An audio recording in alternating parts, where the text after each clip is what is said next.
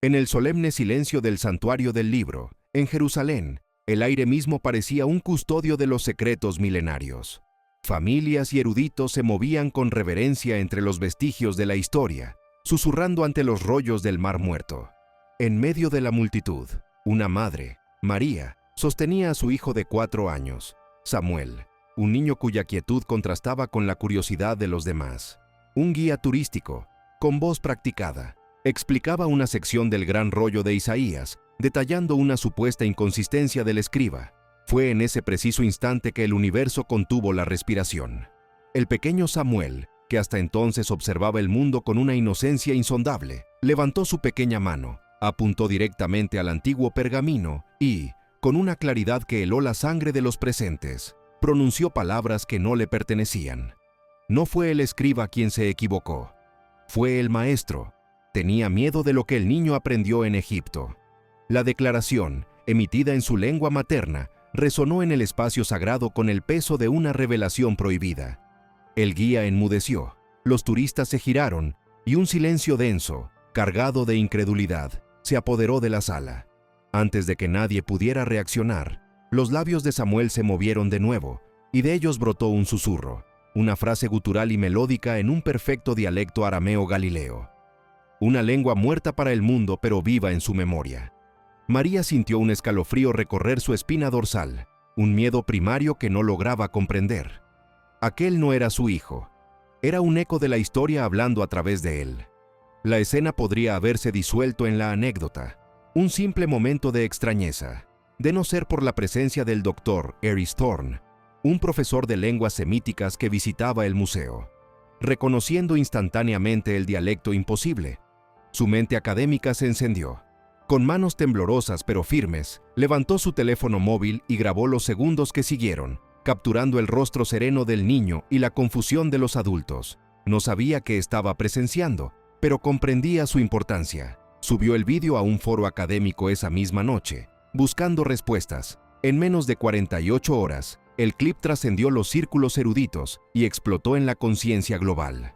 Samuel ya no era un niño, era un enigma. La viralización del vídeo desató una tormenta de reacciones. Para millones, era un milagro, una señal divina en una era de cinismo. Para otros, un fraude elaborado, una cruel manipulación de un niño inocente. Para María, su guardiana, cada visionado era una tortura. El miedo inicial se había transformado en una angustia constante. ¿Estaba su hijo enfermo?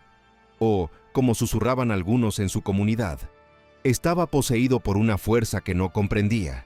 Sostenía a Samuel en sus brazos, buscando al niño que conocía detrás de esa mirada antigua y sabia, una mirada que parecía contener la memoria de siglos. Su fe, antes un pilar simple e inquebrantable, ahora era un campo de batalla entre el amor maternal y un temor sagrado. Mientras tanto, en Oxford, el doctor Alistair Finch, un arqueólogo brillante y paria académico, observaba el vídeo con un escepticismo profesional que apenas lograba ocultar una chispa de excitación. Finch había sido marginado por sus teorías sobre las influencias paganas y orientales en el cristianismo primitivo, ideas que la academia consideraba heréticas. En Samuel, vio no un milagro, sino una posible, aunque improbable, validación de su trabajo. Su mente lógica buscaba una explicación racional, una criptomnesia elaborada, un talento lingüístico anómalo. Sin embargo, no podía ignorar la perfecta pronunciación del arameo. Era una anomalía que exigía ser investigada, una última oportunidad para demostrar que no estaba loco. La presión mediática y académica se volvió insostenible. La Universidad Hebrea de Jerusalén, en un intento por traer rigor científico al caos, propuso una prueba definitiva. Convencieron a una reacia María de participar, con la promesa de que el bienestar de Samuel sería la máxima prioridad. El conflicto interno de la madre era inmenso. Una parte de ella quería proteger a su hijo del mundo, esconderlo y devolverlo a la normalidad. Pero otra parte, una fe que comenzaba a florecer en medio del miedo, le decía que la misión de Samuel apenas comenzaba. Aceptó, no por la ciencia, sino por una incipiente convicción de que estaba protegiendo algo sagrado. El día de la prueba, la atmósfera en el laboratorio de la universidad era palpable, una mezcla de tensión académica y expectación casi religiosa. Sobre una mesa esterilizada, se dispusieron 10 fragmentos de pergaminos antiguos. 9 eran falsificaciones expertas, indistinguibles para un ojo no entrenado. Solo uno era auténtico, un texto apócrifo del primer siglo, cuya traducción y significado habían sido objeto de un acalorado debate durante décadas. El doctor Finch estaba presente, sus brazos cruzados y su rostro una máscara de escepticismo profesional. Para él, este era el momento en que el castillo de naipes se derrumbaría, devolviendo el orden a la lógica y la razón. Samuel, ajeno a la presión que llenaba la sala, fue llevado a la mesa. No mostró interés en los eruditos ni en sus equipos. Sus ojos se fijaron únicamente en los fragmentos de historia dispuestos ante él. Con una lentitud infantil, pasó su pequeña mano sobre los 9 pergaminos falsos, sin siquiera detenerse. Su rostro no mostró reacción alguna, como si fueran simples trozos de papel sin vida. El corazón de María latía con fuerza, una mezcla de esperanza y terror. Los académicos observaban en silencio, conteniendo la respiración, presenciando un método de validación que ninguna ciencia podía explicar. Entonces, sus dedos se posaron sobre el 10º fragmento, el texto apócrifo auténtico. Al contacto, el niño cerró los ojos, como si escuchara un eco lejano.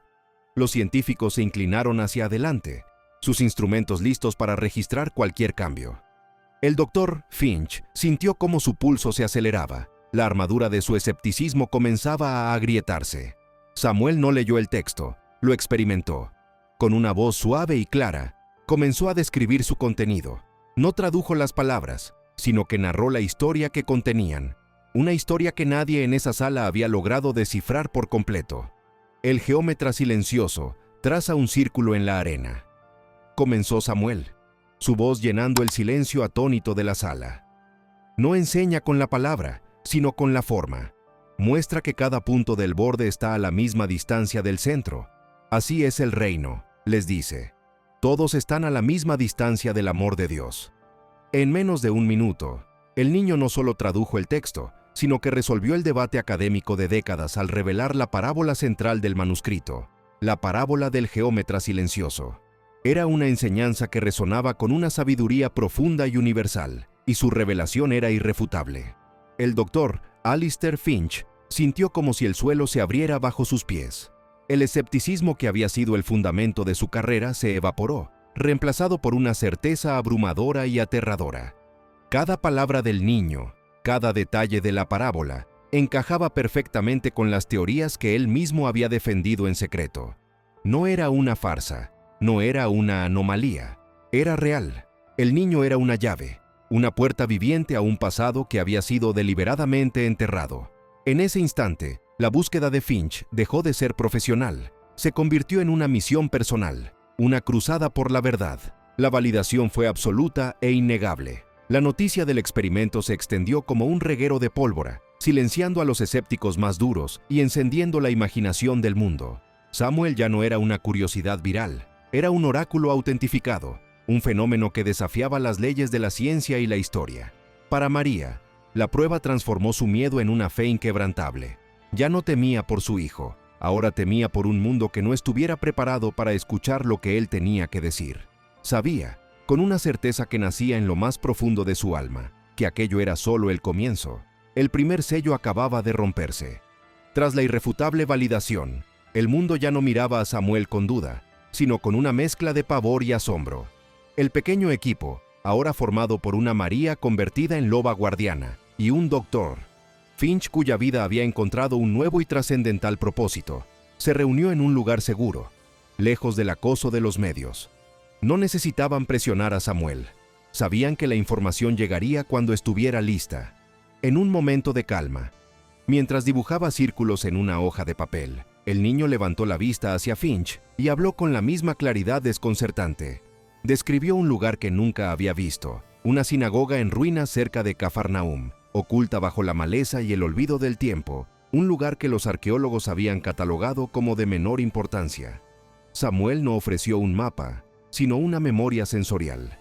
Habló del olor del polvo bajo el sol de Galilea, del sonido de las piedras al moverse y, lo más crucial, de una imagen precisa, un piso de mosaico que representaba un pez entrelazado con una flor de loto.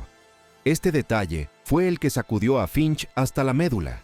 El pez era un conocido símbolo paleocristiano. pero el loto era un emblema de la sabiduría oriental, de la iluminación en las tradiciones egipcias y budistas. La fusión de ambos en un mosaico del primer siglo era, sencillamente, imposible según la historia ortodoxa. Era la herejía que Finch había teorizado durante años, manifestada en la memoria de un niño. Con una precisión que desafiaba toda explicación, Samuel proporcionó coordenadas mentales. Describió la posición de la sinagoga en relación con una antigua higuera y la curva de la orilla del mar de Galilea. Bajo el pez que duerme con la flor, susurró: está la primera lección, sellada en barro para que no se olvide. No había duda en su voz, solo la transmisión de un hecho tan cierto para él como el sol en el cielo. Para Finch, cada palabra era una pieza de un rompecabezas histórico que nunca se había atrevido a imaginar completo. Inmediatamente, comenzó a cotejar la descripción con antiguos mapas topográficos y registros de excavaciones menores, su escepticismo reemplazado por una febril urgencia. La información era tan específica que eliminaba cualquier posibilidad de ambigüedad. Era una verdad absoluta o un engaño de una complejidad inimaginable. Obtener los permisos de excavación se convirtió en una carrera contra el tiempo, con Finch utilizando sus contactos restantes y la enorme presión mediática a su favor. Las autoridades israelíes, atrapadas entre el rigor arqueológico y el fenómeno global que representaba Samuel, cedieron con reticencia. Se formó un pequeño equipo, juramentado al más estricto secreto. María insistió en acompañarlos, no como observadora, sino como la protectora del nexo viviente con el pasado. Su presencia era un recordatorio constante de que la fuente de todo aquello no era un mapa antiguo, sino el alma de su hijo. El viaje a las colinas de Galilea fue un peregrinaje hacia lo desconocido. El aire era cálido y olía a tomillo y a tierra seca.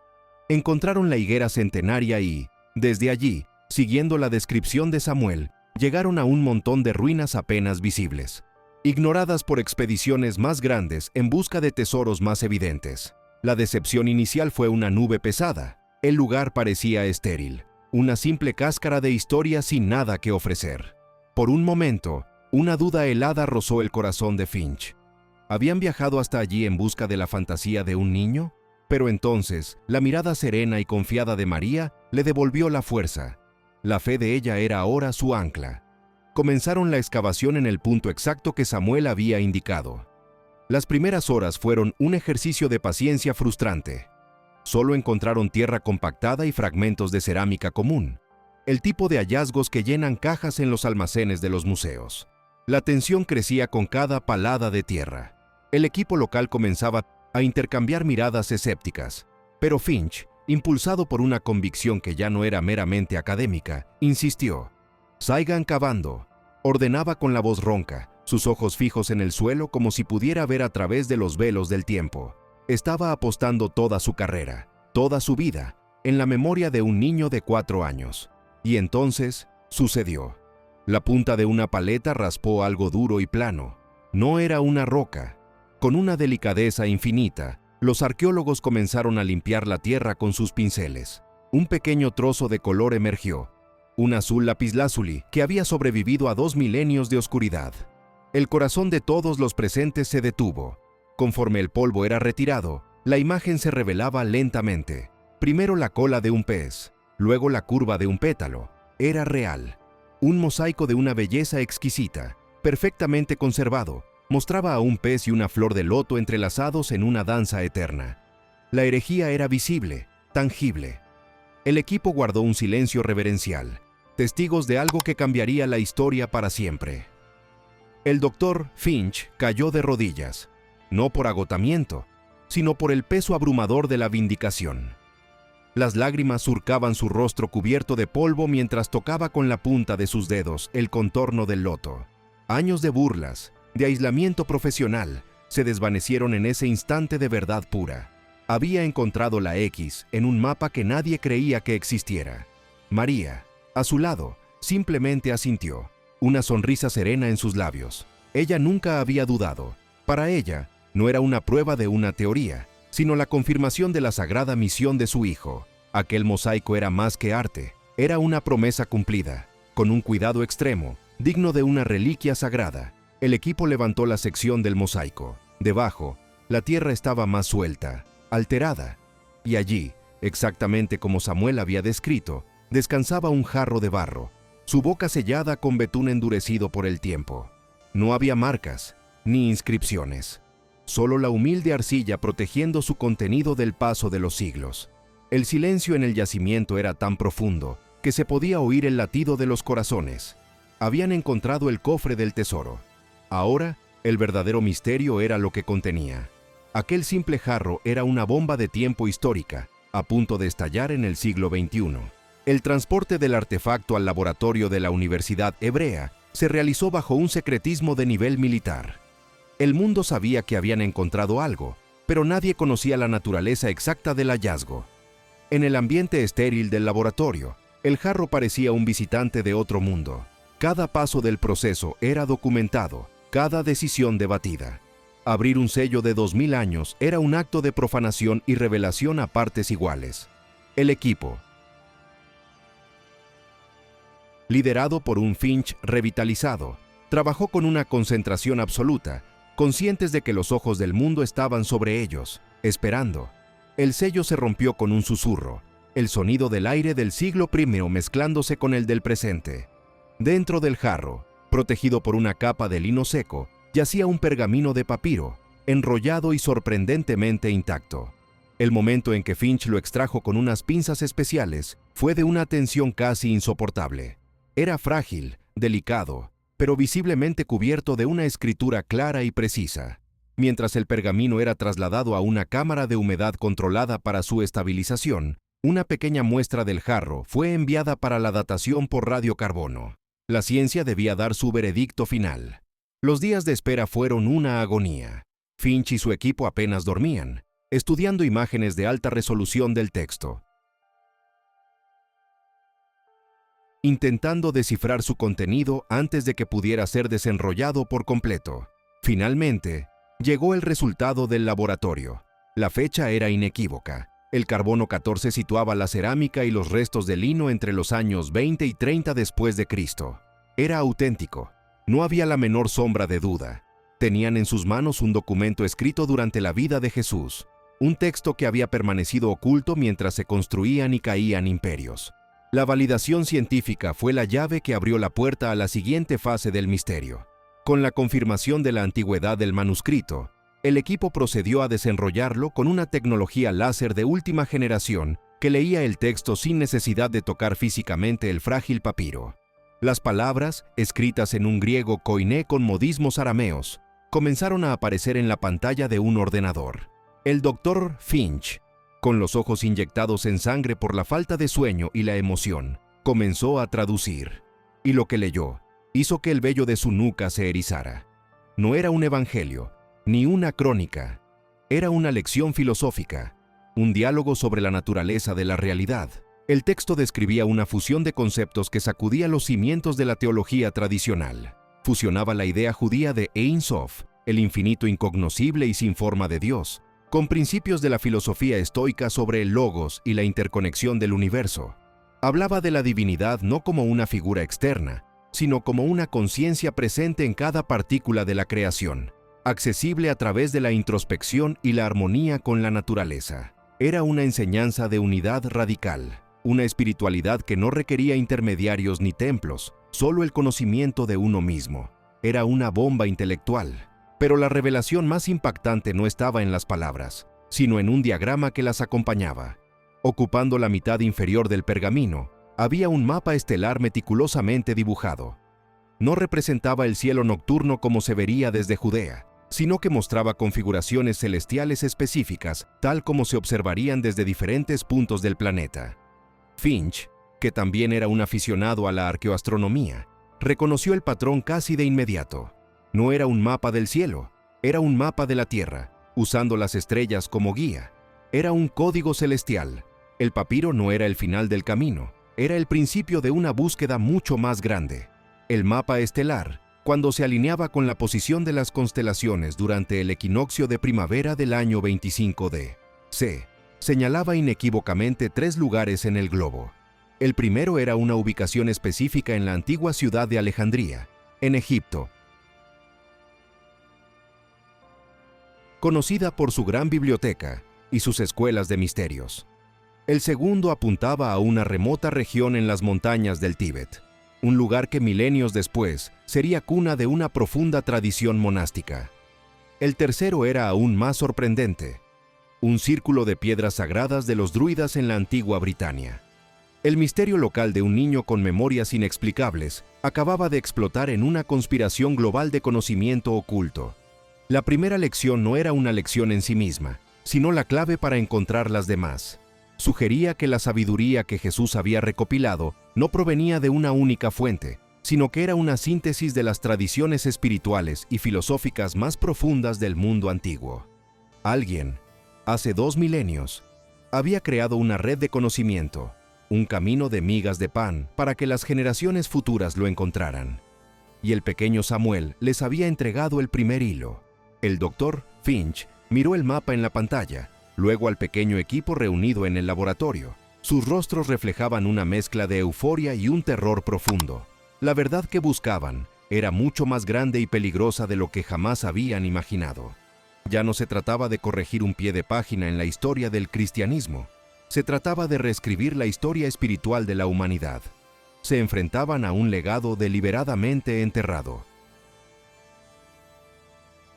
Protegido por un mapa estelar y disperso por todo el mundo, su viaje apenas había comenzado y las apuestas se habían elevado a un nivel cósmico.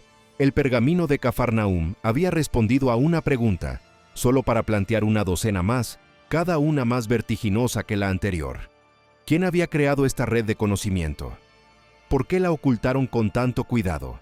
¿Y qué verdades les esperaban en los rincones más lejanos del mundo antiguo, en Alejandría, el Tíbet y Britania? La pequeña expedición arqueológica se había convertido en una búsqueda del Santo Grial, no de una copa, sino de una verdad universal que prometía unir la ciencia, la filosofía y la fe de una manera que el mundo moderno había olvidado por completo. Y sabían que no estarían solos en su búsqueda. Mientras la noticia del contenido del pergamino comenzaba a filtrarse, creando ondas de choque en las instituciones religiosas y académicas de todo el mundo, María abrazó a su hijo. Samuel ya no hablaba del mosaico ni del pergamino. Estaba de nuevo dibujando círculos, un niño normal de 4 años. Pero su trabajo estaba hecho. Había entregado la llave. Ahora, dependía de Finch y del resto de la humanidad tener el coraje de girarla y abrir las puertas que esperaban en la oscuridad, custodiadas por las estrellas. El silencio del pasado había sido roto y su eco resonaría en el futuro. El equipo se preparó para la siguiente etapa, conscientes de que cada paso sería observado, disputado y posiblemente saboteado. Las fuerzas que habían ocultado esta verdad durante 2 milenios no habían desaparecido, simplemente habían cambiado de forma. La búsqueda de la biblioteca subterránea de Alejandría, el monasterio en las cumbres del mundo y el círculo druídico no sería solo un desafío logístico y arqueológico, sino una batalla espiritual. Tenían el mapa, pero el territorio estaba lleno de peligros, tanto antiguos como modernos. La aventura por el alma de la historia había comenzado. Finch, que había empezado esta odisea buscando la validación de su carrera, ahora se encontraba como el custodio de un legado que podía redimir al mundo o destrozarlo. Miró a María, cuya fe sencilla se había convertido en la brújula moral del equipo, y supo que no estaba solo. Juntos, llevarían la luz de una vela a las cámaras más oscuras de la historia, siguiendo el rastro de estrellas dejado por un maestro que quería enseñar a la humanidad no a adorar a Dios, sino a convertirse en Él, a través del conocimiento de una ciencia universal de la conciencia. El hallazgo en Galilea no fue un punto final, sino un portal que los llevaría desde las soleadas orillas de un lago de Judea hasta las arenas de Egipto, donde los secretos de los faraones y los filósofos griegos se fusionaron. El siguiente paso de su viaje los esperaba bajo las bulliciosas calles de la Alejandría moderna, en un lugar donde la historia oficial decía que solo había tumbas y ruinas. Pero el mapa estelar prometía algo más, una biblioteca de sabiduría perdida, esperando pacientemente a aquellos que tuvieran el valor de buscarla. La revelación de la red global de conocimiento cambió la dinámica de poder para siempre. Ya no eran solo un equipo de arqueólogos, eran los heraldos de una nueva era. Su responsabilidad era inmensa. Debían navegar por un laberinto de intereses políticos y religiosos, protegiendo la verdad sin permitir que fuera convertida en un arma. El pergamino de Galilea era la prueba de concepto, la demostración de que la memoria de Samuel era la guía más fiable que tenían. Ahora, debían seguir esa guía hasta el corazón de los misterios más antiguos del mundo.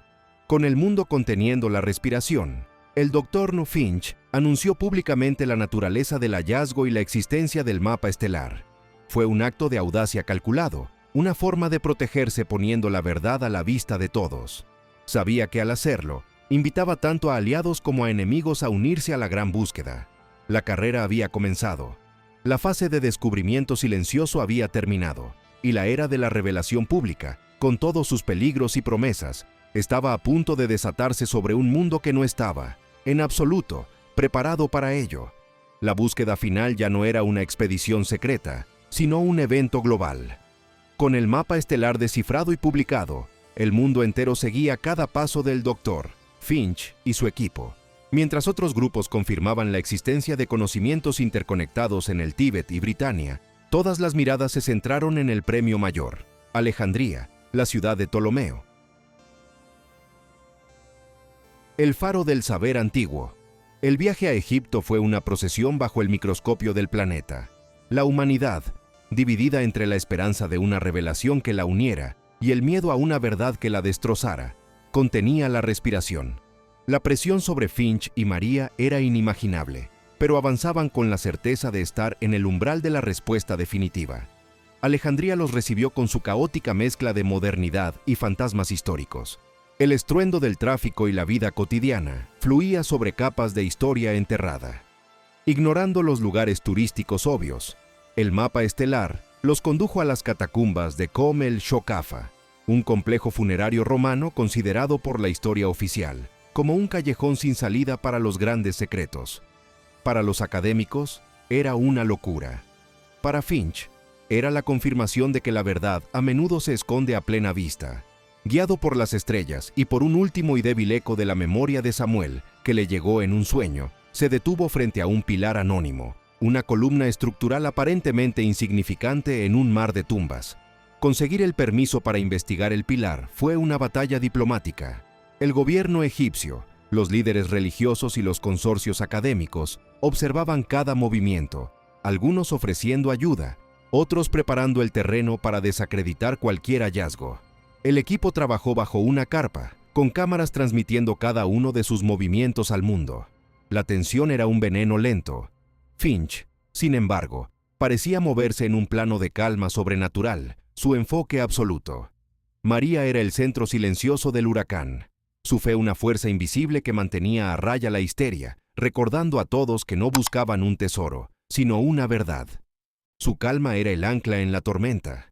El descubrimiento se produjo al tercer día.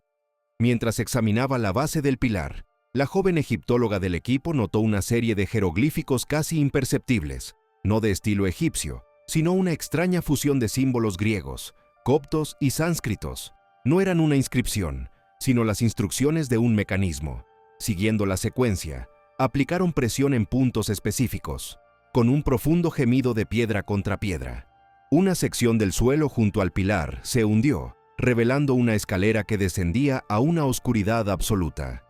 Un soplo de aire antiguo, cargado con el aroma de papiros y el silencio de 2 milenios, subió para recibirlos. Eran los primeros seres humanos en profanar y bendecir este lugar desde que fue sellado. El descenso fue un viaje al corazón de la historia. La escalera los condujo a una cámara abovedada, no una vasta biblioteca como la que ardió en la superficie, sino una bóveda del tamaño de una habitación, construida con una precisión matemática. Las paredes estaban cubiertas de nichos, cada uno conteniendo rollos de papiro en estuches de arcilla y metal. Pero el foco de la sala, lo que atrajo todas las miradas, estaba en su centro. Sobre un pedestal de obsidiana no había un libro ni un sarcófago, sino un complejo dispositivo de bronce y cristal, una esfera armilar de engranajes y lentes que recordaba al mecanismo de Anticitera, pero cuya complejidad lo superaba en órdenes de magnitud. Habían llegado al final del camino. El peso de ese momento silenció al mundo. La transmisión en vivo mostraba a Finch acercándose al dispositivo con una reverencia que trascendía la ciencia. Reconoció en las inscripciones de su base el mismo griego koiné del pergamino de Galilea.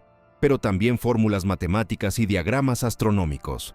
Comprendió que este no era un simple archivo, sino un proyector, una máquina para enseñar. La verdad final no estaba escrita en un rollo, sino que debía ser experimentada.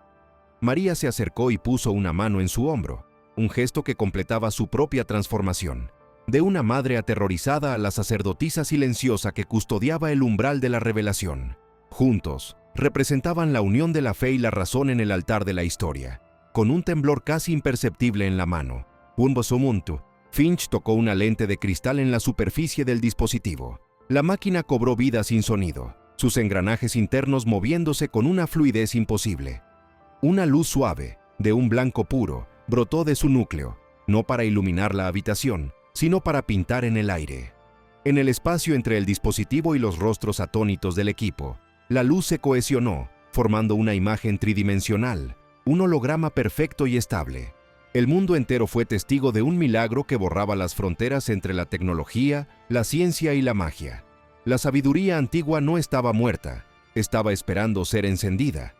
La imagen holográfica no era de un profeta ni de un dios. Para sorpresa de todos, era la representación de un cerebro humano, girando lentamente en el aire. Luego, el holograma mostró cómo diferentes pensamientos y emociones, la compasión, el miedo, el amor, la ira, generaban patrones de luz, frecuencias de ondas cerebrales que se expandían desde el cerebro. La narración de Finch, apenas un susurro de asombro, explicaba lo que veían.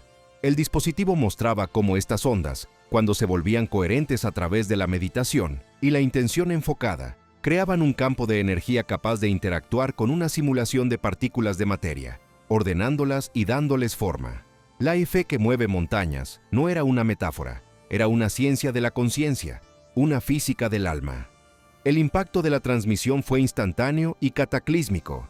La revelación de que la espiritualidad era una ciencia práctica, una tecnología interna accesible a todos, sacudió a la civilización hasta sus cimientos. El caos inicial, alimentado por el miedo de las instituciones que veían su poder disolverse, dio paso a una ola de despertar global.